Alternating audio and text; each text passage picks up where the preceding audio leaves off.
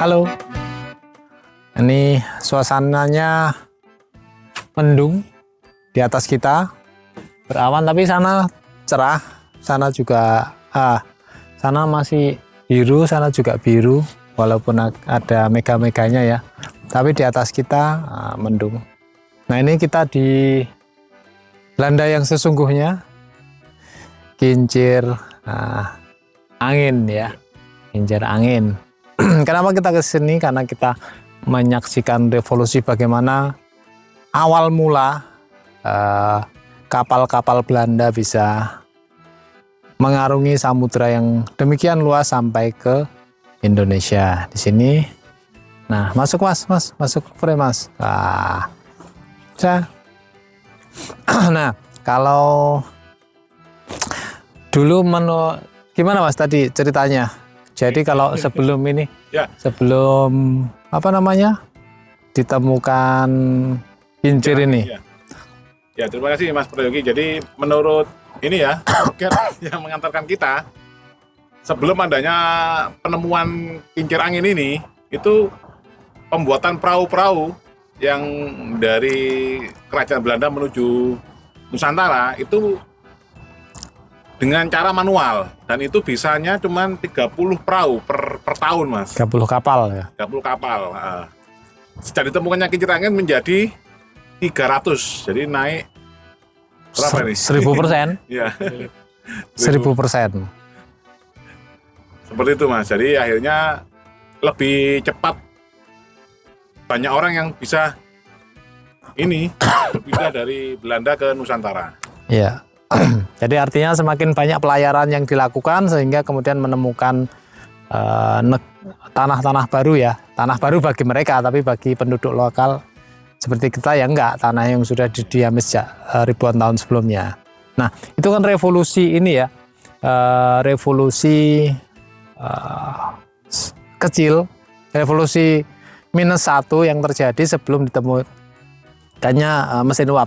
Setelah itu kemudian ditemukan mesin uap dan akhirnya pada waktu itu Belanda menguasai lautan, tapi kemudian ditemukan mesin uap dan akhirnya jadi kapal uap. Disitulah kemudian Inggris yang menguasai karena revolusi industri berawal di Inggris. Nah sekarang soal revolusi ini Mas Erik, kan kita tahu revolusi 1.0 dan seterusnya sampai sekarang ya.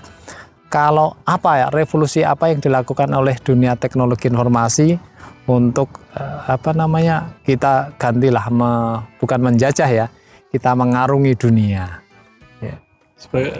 Contoh itu justru kincir angin ini kalau menurut saya, karena kincir angin ini pertama kali kan digunakan untuk menggerakkan mesin kecil mereka, untuk menggergaji dan segala macam. Tapi karena Belanda dikaruniai dengan angin yang kenceng, yang semriwing dari kemarin dingin, ya berarti memang mereka berusaha memanen itu gitu loh. Makanya sekarang menjadi turbin berdinamo. Jadi yang ini sih yang kelihatan ini kan yang tradisional ya. Yang sekarang kan sudah berturbin semua, berdinamo lah. Jadi sehingga menghasilkan listrik. Nah balik lagi ke revolusi teknologi itu berarti kan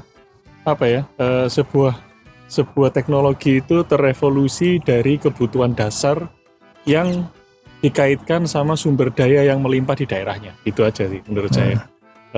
Sama kayak ketika revolusi industri tentang emas yang di Colorado waktu di Amerika dan segala macam. Saya rasa seiring dengan industri pasti ada revolusi teknologi gitu loh. Biasanya kan selalu beriringan. Nah tapi yang paling menarik apa yang dilakukan teman-teman di Jepang gitu loh, karena yang direvolusi adalah mindset.